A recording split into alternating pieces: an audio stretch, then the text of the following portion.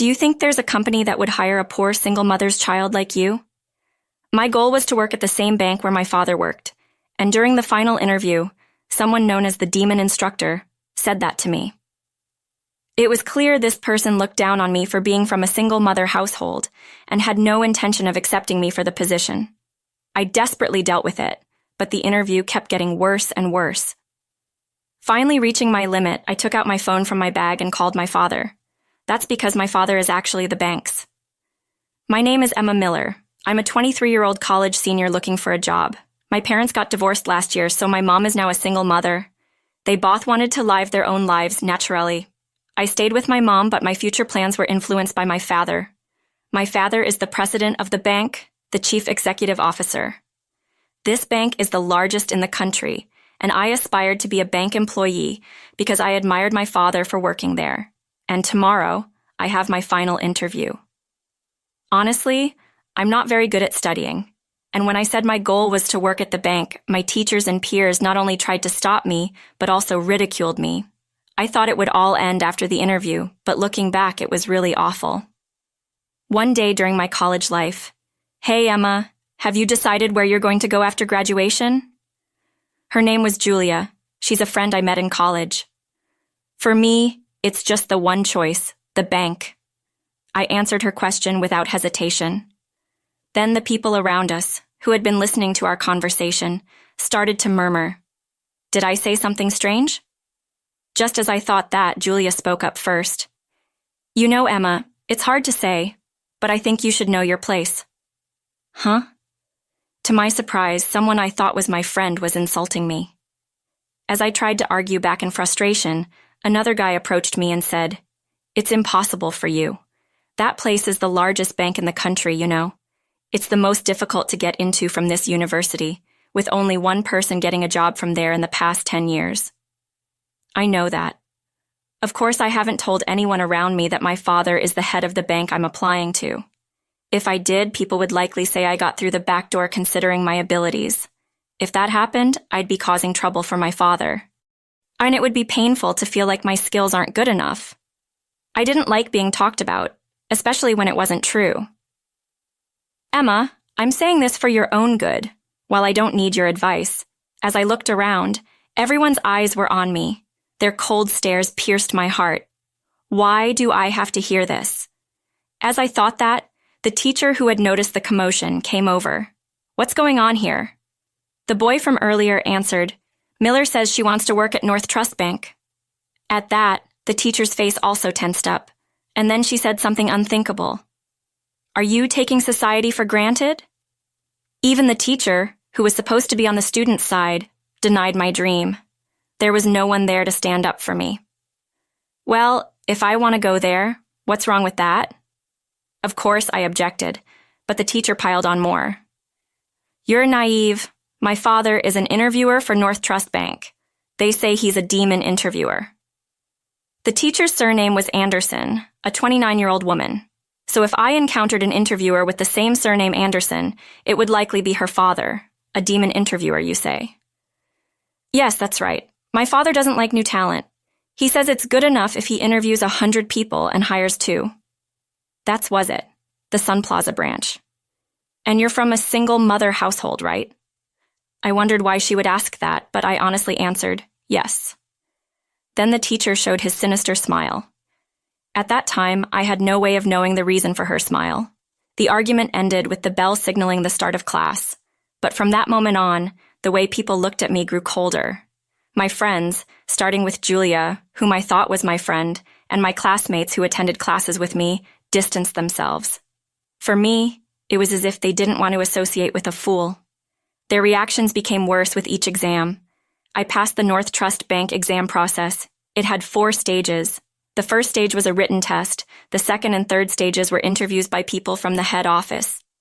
In the fourth and final stage, interviews were conducted by the person in charge of hiring for the desired work area and the head office hiring manager. In other words, it was an interview with the highest-ranking hiring manager.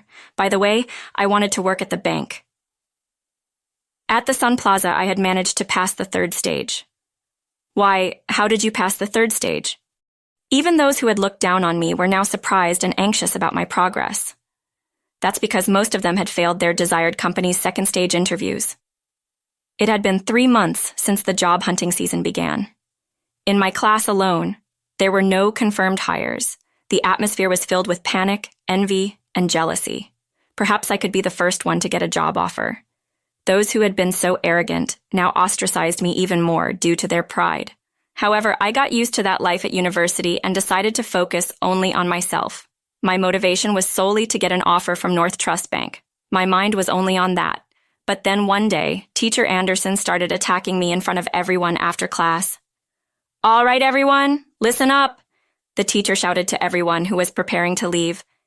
At her voice, everyone turned around and stopped what they were doing.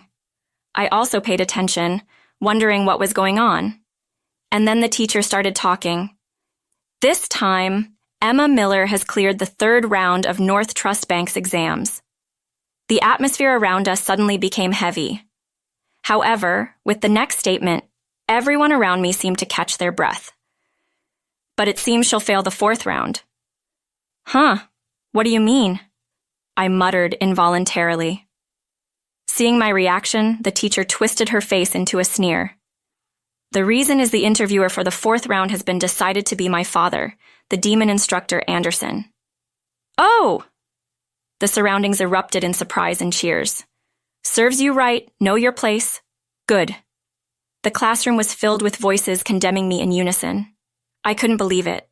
Everyone I thought were my friends turned their back on me during this job hunting process, even though I had done nothing wrong.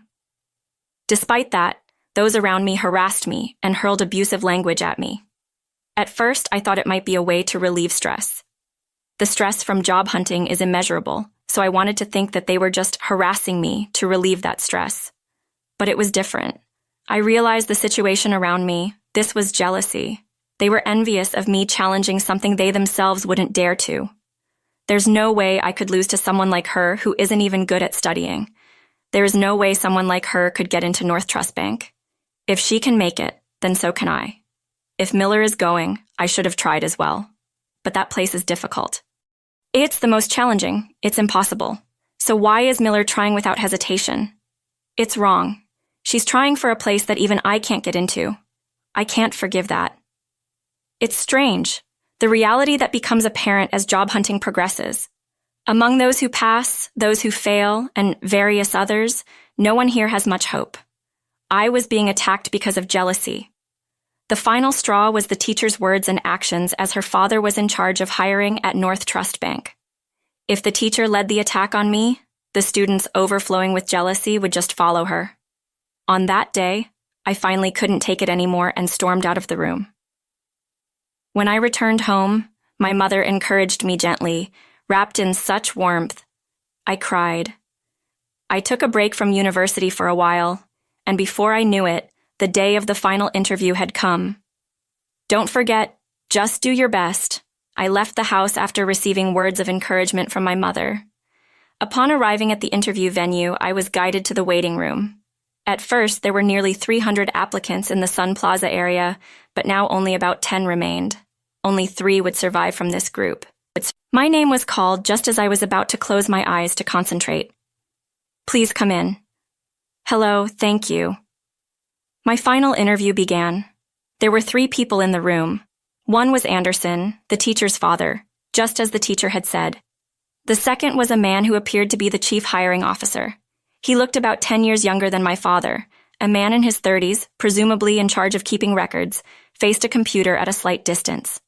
The interview began with questions from Anderson, starting with the typical self-introduction. I was asked about my motivation for applying. I answered these questions without difficulty. "I don't really like female bank employees." The complaint started suddenly. Not knowing what to say in response, I fell silent. Anderson continued, "Because they have quiet voices, are physically weak, and many think they can please people just by serving tea." I realized this man must be the type to mistreat his subordinates, and this would be a stressful interview from here on. Silences are taboo in an interview, so I ratcheted my brain and tackled the situation. "I was in a sports club, and I think I'm strong. I'll do my best with any job given to me, just like a man. I tried to appeal and respond flexibly to his complaints. However, he didn't find it amusing and clicked his tongue, directing his gaze toward the papers in his hand. I felt something was off at this point. This interview was clearly going too far. Yet the chief hiring officer, who should be higher ranking than Anderson, said nothing. Upon closer observation, the chief hiring officer looked younger than Anderson. Maybe Anderson is pressuring this person too. That's what I thought.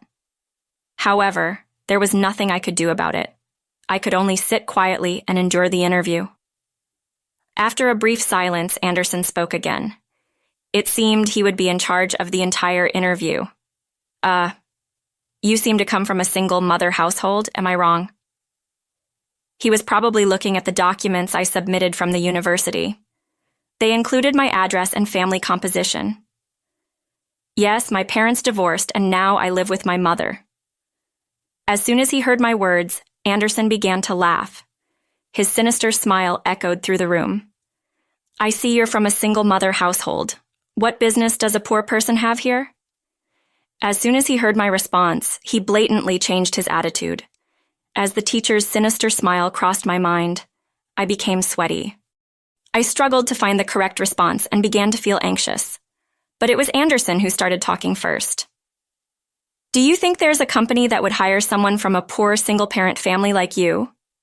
He said that while mocking me. Just because I'm from a single-parent family, I won't be hired? You're going to assume I'm poor? I couldn't help but raise my tone. Of course, Anderson reacted to that. It was as if he had been waiting for me to fight back. Should I take your attitude as defiance toward me, your interviewer? I was frustrated, but I couldn't say anything back. The bank my father worked at, which I had always admired, I don't want to lose because of this one man. But I don't know what to say in return. Why don't you say something? Anderson further pressured me.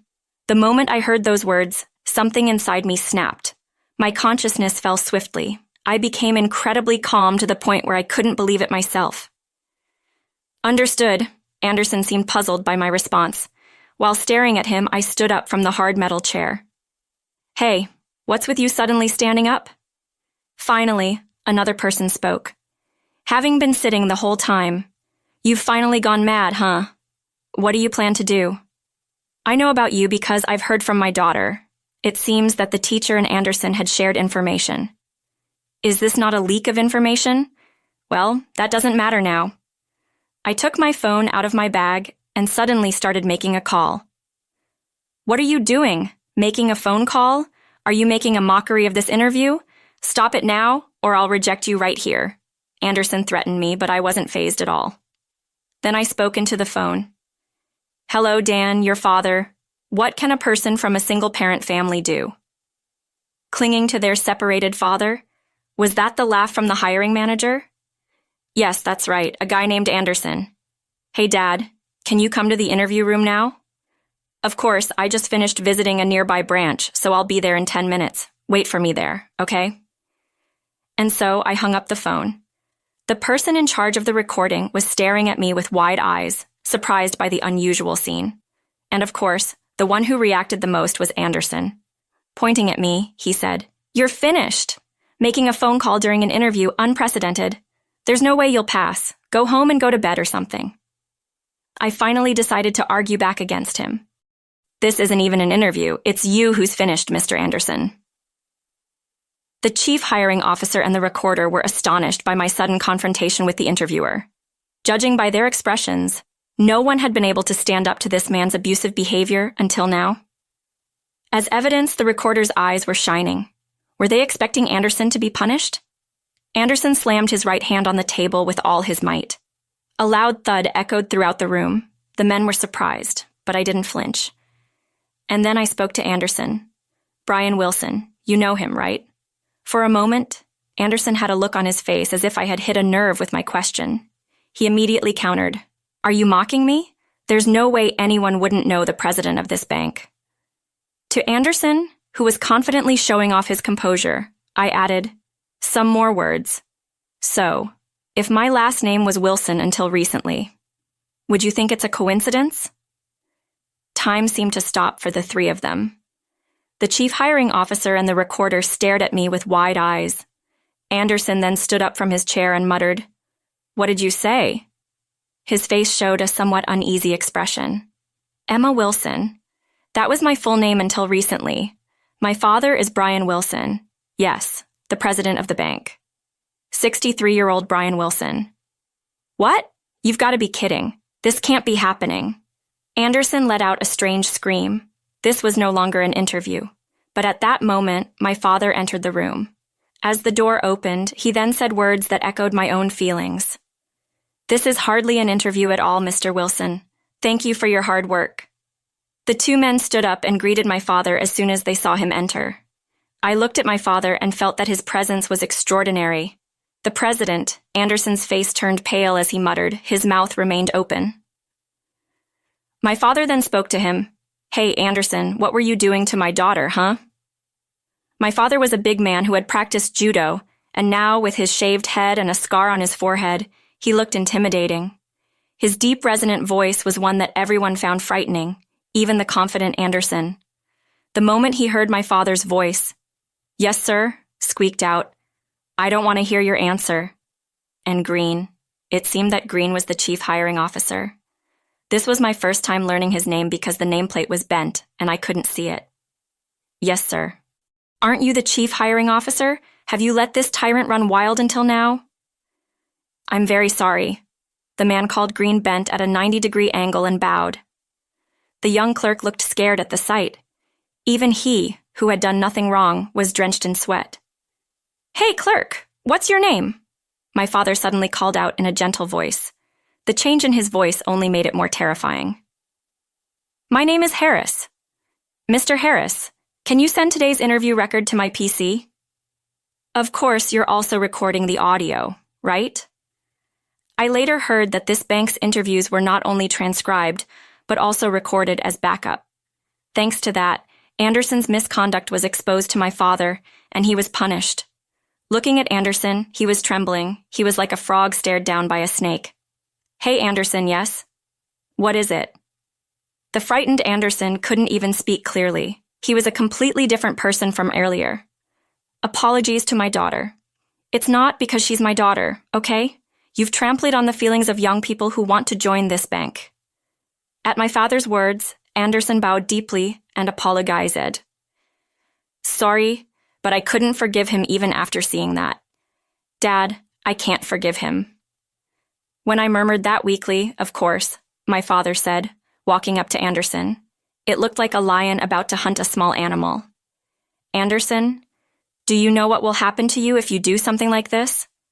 My father pressured him. Anderson was frozen. "You didn't just do this to my daughter, right? We'll see later in the records, but how many victims have you had besides her?"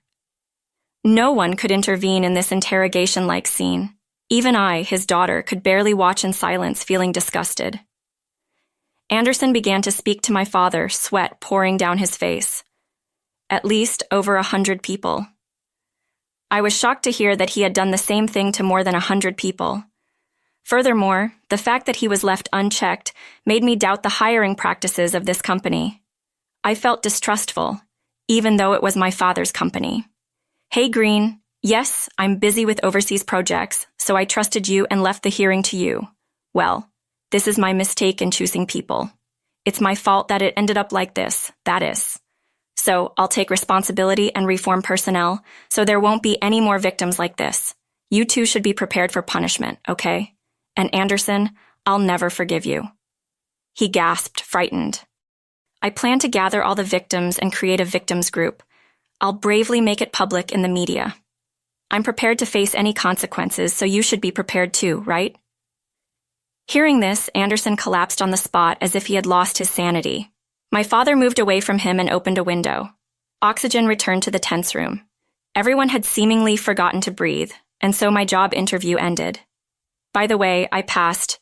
It wasn't due to my father's favoritism. It was apparently the result of a discussion among hiring managers from all areas based on the recorded audio.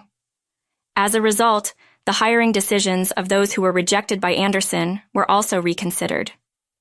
The news broke the next day, and my father bowed in front of the media. Many people were impressed by his attitude, and he continued as the bank president. On the other hand, Green, who had been the chief hiring officer, voluntarily resigned, and Anderson was sued by the company and the victims group. Anderson, whose past tyranny was gradually exposed, was arrested for defamation. Meanwhile, at the university, "Oh, Miss Miller, congratulations on your job offer." The teacher with a forced smile congratulated me in front of everyone. At that moment, my father and the principal appeared in the classroom. "And then, Miss Anderson, this is Brian Wilson, the president of North Trust Bank." "Oh yes, I've seen him on TV, so I know who he is. And he is Emma Miller's father." What did you say?" I added to the surprised teacher's words. "He's my mother's ex-husband, and my father." My words caused a stir in the class. Is that so? Humans have a tendency to flatter those with power. When they realized I was the daughter of the bank's top executive, everyone in the classroom became agitated. It was as if they had wished they had been friendlier to me. "Miss Miller's father is the president of North Trust Bank." The teacher, upon learning the truth, became an empty shell.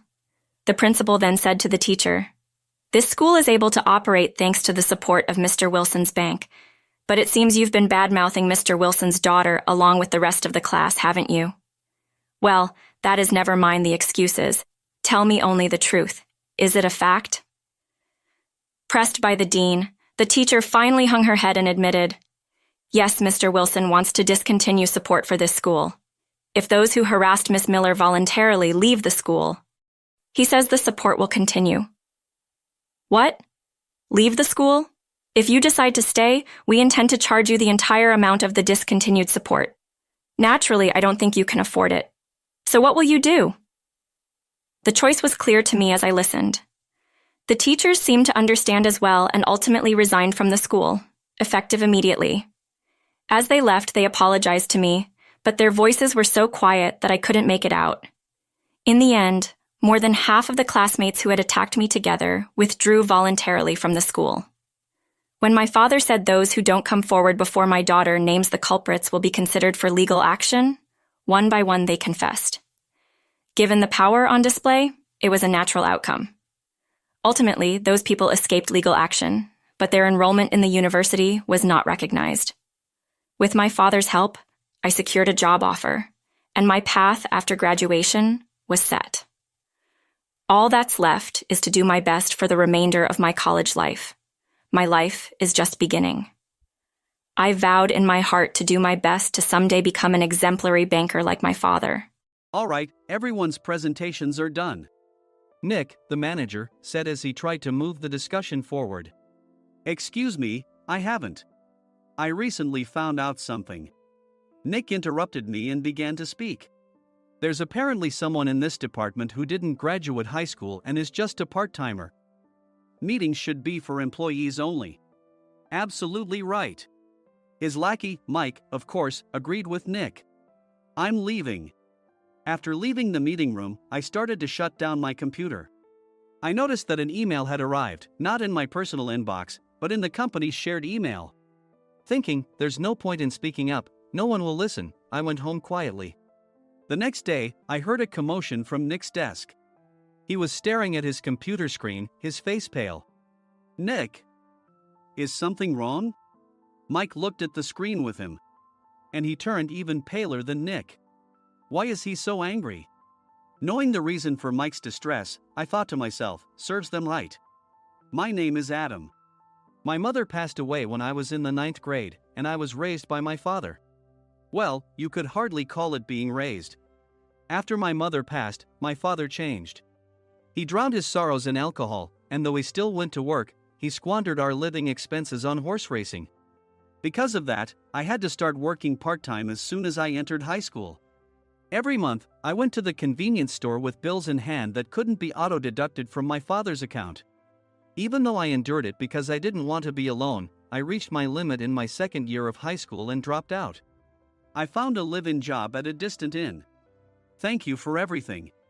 The day I left home, my father, still staring at the TV, spoke.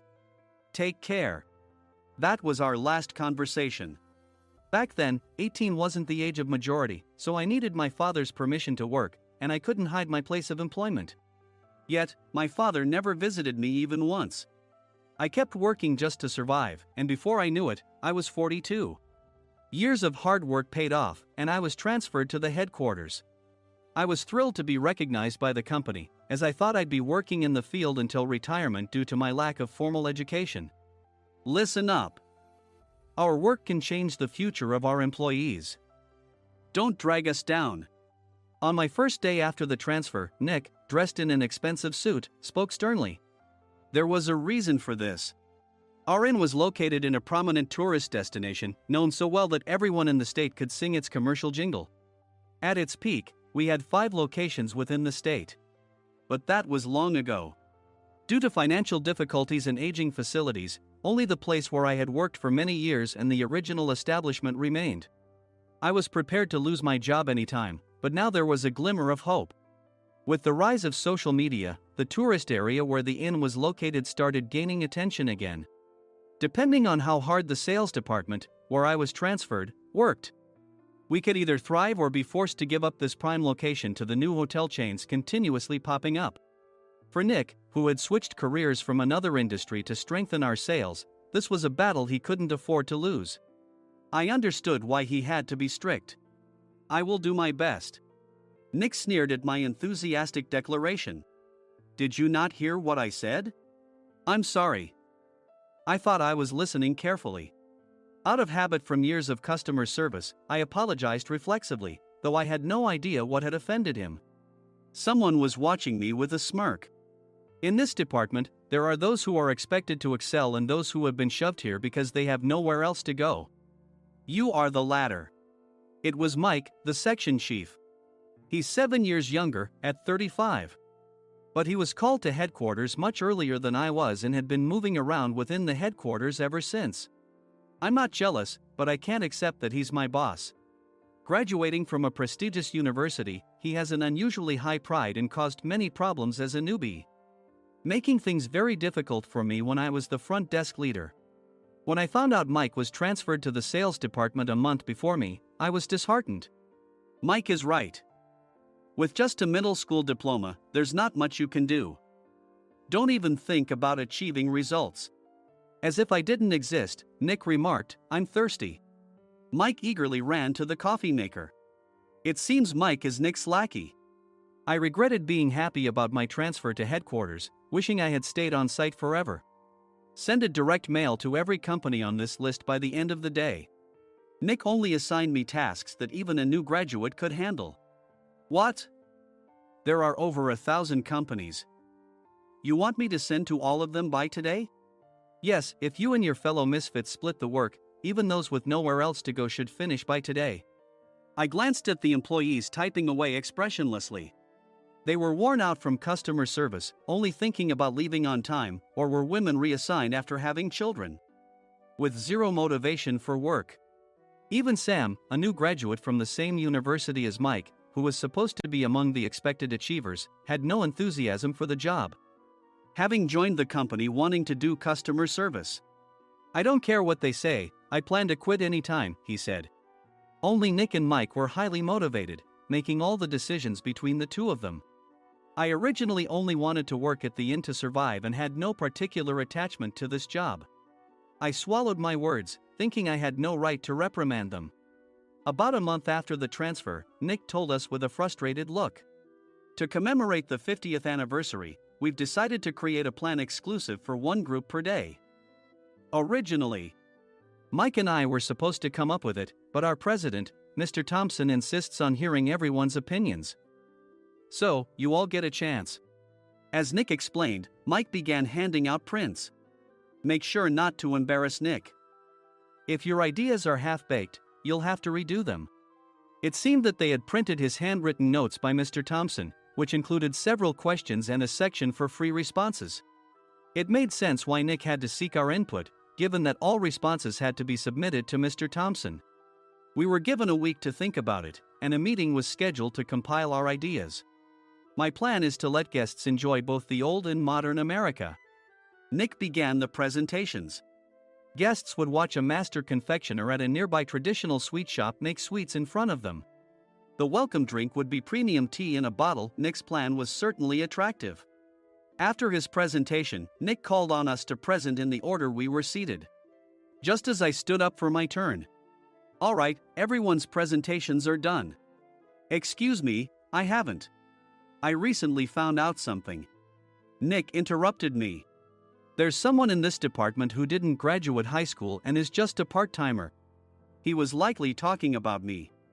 I joined the company as a part-timer and was made a full-time employee when I turned 20. That was 20 years ago, so Nick and Mike probably had no chance to know until recently. Meetings should be for employees only. Absolutely right. After that, Nick kept creating opportunities to solicit everyone's opinions, purposefully excluding me from speaking. The meeting unexpectedly heated up and went past the scheduled end time. A few people asked to leave, and the discussion continued with the remaining few. Still here? Normally, you'd leave in that situation. Though I had no attachment to the job initially, hearing kind words from customers made me want to make them happier. For someone like me, with nowhere to go, the inn was my home and customer service was my life. I felt pathetic about my current self. I'm leaving. I left the conference room and started shutting down my computer. I noticed an email had arrived, not in my personal inbox, but in the company's shared email. Thinking no one would listen to what I had to say anyway, I quietly went home. The next day, while preparing the DM as instructed, I heard a commotion from Nick's desk. In his haste to stand up, he hit his knee on the desk. He stared at his computer screen, his face pale. Nick! What's wrong? Mike, thinking he should be the first to rush over, approached Nick while still wearing his coat. He peered at the screen with Nick. And he turned even paler than Nick. Why is he so angry? Who is responsible for this company? Nick, more irritated than ever, asked, and Mike answered without checking. Probably Sam.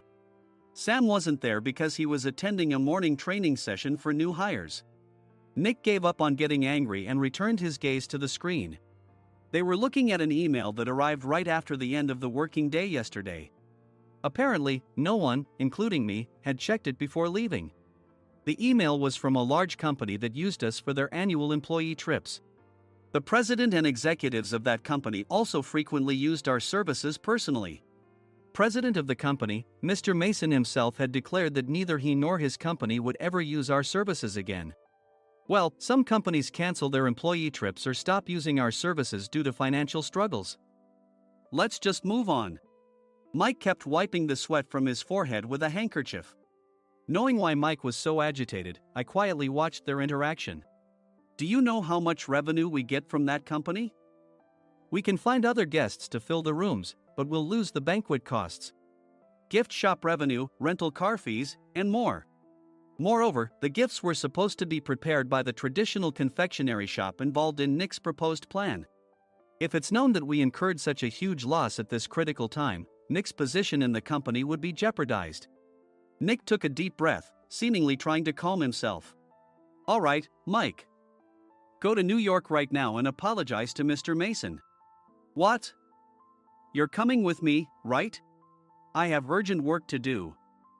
I trust you, which is why I'm entrusting this to you. Please.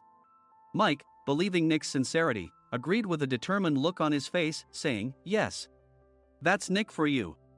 Even if Mike went to apologize, Nick would shift all the blame onto him if the client didn't change their mind. Well, it was Mike's fault to begin with, so it served him right. About 3 hours later, Sam answered a call from somewhere and repeatedly apologized, saying, I'm very sorry. Everyone watched to see what was happening. After ending the call, he informed Nick with a weary tone. When Mike arrived at the client's company, he only made things worse, further infuriating Mr. Mason. He was demanding, get his boss here immediately. It was no wonder Sam was exhausted, dealing with such a call right after returning from training. What is that idiot doing? All right, Adam, you're coming with me. If sacrificing Mike didn't work, then I must be next. Normally, I'd want to refuse at all costs, but I saw an opportunity in this situation. If I can be of assistance, I'd be happy to join you. I immediately followed Nick, and we flew to New York. When we introduced ourselves at the reception, it became clear how serious the situation was. As the receptionist personally escorted us to the president's office. Angry voices leaked through the door, making both Nick and me uneasy. "Excuse me. I'm Nick, the supervisor. I understand my subordinate has caused you trouble, and I deeply apologize." Nick, with his experience in the corporate world, knew enough to offer an apology before excuses. However, his customer service skills left much to be desired. I sighed as I saw Mike trembling like a small dog in the corner of the room. "What kind of training are you giving your subordinates?" Mr. Mason glared at Nick with a red face. The intensity of his gaze made even Nick take a step back. Regrettably, I joined this company only 2 years ago and was unaware of Mike's issues. I should have identified his shortcomings sooner. Indeed. I should have realized sooner. No sensible person would come to apologize and then give a lengthy presentation on the drawbacks of not using their in. Nick froze, his mouth slightly open. Suspecting the worst, I picked up the documents that had fallen to the floor. It seemed Mike hastily prepared these documents on the plane, listing the disadvantages. Disadvantage 1: if you change the venue for the company trip, employees might suspect it's for cost-cutting reasons, leading to a negative impression. Reading it aloud half-jokingly, Nick snatched the papers from my hand and checked the contents with a furious expression. Among the stack of documents was a receipt from a nearby convenience store's copy machine. I felt a pang of dread, hoping he hadn't shown the receipt as well. What do you think he said when I asked what kind of nerve he had to do this? I'm very sorry. Faced with the dire situation, Nick must have thought there was nothing left to do but apologize. In a voice smaller than I'd ever heard from him, he uttered words of apology. He said, "I'm a Harvard graduate. I don't believe I said anything wrong." "Mike, what have you done?" Forgetting his plan to pin the blame on Mike, Nick yelled loudly, even in front of Mr. Mason. "I didn't do anything wrong." "You're still saying that? Look at him." Mike pointed at me with a shaking hand. "I was assigned to headquarters in my 20s and now I'm a section chief. This guy only made it to headquarters at 42. Everything I've done proves I was right. So why are we losing the contract?" Having said his piece, Mike collapsed to the floor. "Of course. You were sent there because you had nowhere else to go." Mike never expected to hear such words from someone he looked down upon. He lunged at me, and Nick hurriedly stepped in to stop him. "Mr. Thompson told me Mike is a quick thinker, and to take good care of him." There's no way he was pushed aside. "Don't make things worse here. He didn't say quick thinker, he said only quick-witted, didn't he?" I don't remember that part." I recalled the many troubles Mike caused when he was a newbie. When Mike was on the front line, his pride was so high that he never apologized to customers. Customer service, especially in our job, doesn't work alone. It brings both good and bad situations. If the front staff or housekeepers made mistakes, or the cleaning company didn't properly clean a room, one had to apologize to the customers regardless of personal fault. Mike, in such situations, would never apologize, insisting he wasn't at fault. This often angered customers, and as the front desk leader, I frequently had to apologize on his behalf. He caused complaints and disrupted operations, which is why he was quickly moved to headquarters. In departments where he didn't interact directly with customers, his quick thinking was beneficial and things went well. But it seemed his flaws were starting to show. Corporate reservations are supposed to be entered into the system by the sales representative. But a quick check yesterday revealed that more than 10 items were missing from the client's reservation. The handover document clearly stated what needed to be prepared. Why didn't you enter it into the system? Why do we have to give them special treatment? Filling rooms near the banquet hall, setting up all the food in advance. Specifying the brand of wine, they're too demanding. No wonder he always angered customers, I thought, feeling a headache coming on. Grouping them in rooms near the banquet hall is for our benefit too. It makes it easier for the staff to set up beds and serve breakfast since everyone's schedule is synchronized. As for the other requests, Mr. Mason suggested them to lighten our load. I didn't know that. Nick finally seemed to realize that Mike was the one who had angered the client. What did you say to them? I just told them we wouldn't give them special treatment anymore. We shouldn't waste effort on things that don't bring in money. I was utterly exasperated at his lack of understanding of customer service. Of course, we shouldn't comply with unreasonable demands. But carrying over successful practices from past stays makes customers feel remembered and enhances their experience. Good memories encourage repeat visits. That's part of our job. I looked down at Mike, who was sitting on the floor. In our job, nothing is a waste. Mr. Thompson likely moved you to the sales department, hoping you'd finally understand this. How do you think he feels now that you failed to meet his expectations? Mike, tears in his eyes, fled the president's office. I was amazed he still hadn't apologized. You have it tough, Adam. It's okay, we're all employees of the same company. I deeply apologize for this disrespectful incident. Especially after all the care you've shown us. If it weren't for you, Adam, I really would have stopped staying here. When I heard you were moving to the sales department, I was willing to reconsider if you handled it. Seeing us talk so amicably, Nick's face contorted. Do you two know each other? Adam's service is excellent. I always requested him specifically. Normally, we don't accept specific staff requests, but we made an exception for Mr. Mason, adjusting my shifts accordingly. He had personally stayed at our hotel just before my transfer, and during casual conversation, I mentioned, I'm moving to the sales department soon. If I hadn't told him then, things could have been much worse. Please continue to take care of us. I look forward to it. On the return flight, Nick awkwardly offered me a can of beer. It's still working hours. Of course, I had no intention of forgiving him for a single beer. Nick might try to pin everything on Mike and avoid any consequences. While pondering this, a startling fact came to light. Nick, the tea bottles for the plan have arrived. I handed Nick a bottle labeled with our inn's name. They look good. What are you talking about? These are plastic bottles. I had assumed we would use the trendy, high-end bottling tea. But what arrived were ordinary plastic bottles of tea with customized labels. The only unique aspect was the label, which had the inn's name, making it look customized. Upon further investigation, I discovered that a substantial amount of money was set to be paid to the tea company. It was priced like bottling tea. Does this plastic bottle really cost $100 each?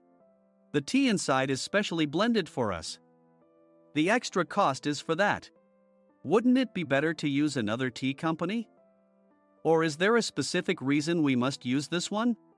As Nick continued to make excuses, I showed him a printed email. I informed the tea company's president, Mr. Mitchell, that we discovered irregular payments and he confessed. He said you two were high school classmates and planned to split the extra money. That idiot. Why did he confess? That's not important. You should worry about yourself, this could turn into a police matter. Opening the bottle cap, I suggested. How about calming down with this tea? It supposedly has a relaxing effect. Nick drank the tea frantically. In the following days, decisions were made about their fates. Mike was reassigned to the General Affairs Department, with no chance of transfer or promotion, as per Mr. Thompson's orders. As for Nick, since the payment to the tea company hadn't yet been made, he narrowly avoided legal trouble. Instead, he was encouraged to leave the company, and to avoid further complications, Nick submitted his resignation. Rumor has it that connections between HR departments have made it difficult for him to find new employment. Even though it was good to have those two gone, something unexpected happened in the sales department. Everyone became motivated and united in refining the 50th anniversary plan. In the end, my plan was adopted. We collaborated with the Tourist Information Center to provide personalized guides. The plan, tailored to the number of guests, was truly special for the 50th anniversary. Hey, is Adam's family coming to stay? I immediately booked that special plan for my family. Sam noticed it on the reservation list and quickly picked up on it. Yes, I'm inviting my father. That's great. I might invite my parents too. I lacked the courage to face my father just as Adam. But here, with the confidence Mr. Mason praised, I felt ready. The 50th anniversary plan was a perfect opportunity to reconnect with my father. I hoped to bring back the days when we could laugh together as we once did.